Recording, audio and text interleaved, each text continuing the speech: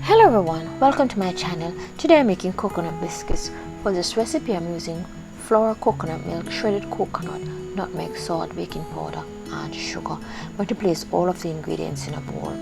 Flour, shredded coconut, white sugar, nutmeg, baking powder and salt. I'm going to use a whisk to combine all of the dry ingredients. Then I will add the coconut milk. I'm adding 4 tablespoons coconut milk and I'm mixing that with the dry ingredients. Do not knead. Roll into a ball and then roll out on a silicone baking mat. I'm using a silicone baking mat because I am going to roll them out thinly because I want very thin, crispy biscuits.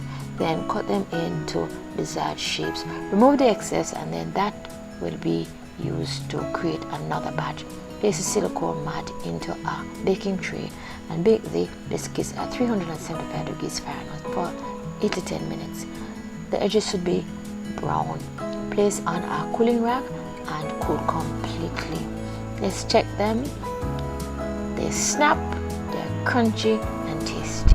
This video is dedicated to Alexander Baillie. It was created by her daughter, Baillie. Thanks for watching and do not forget to subscribe, hit the notification bell, like, comment and share.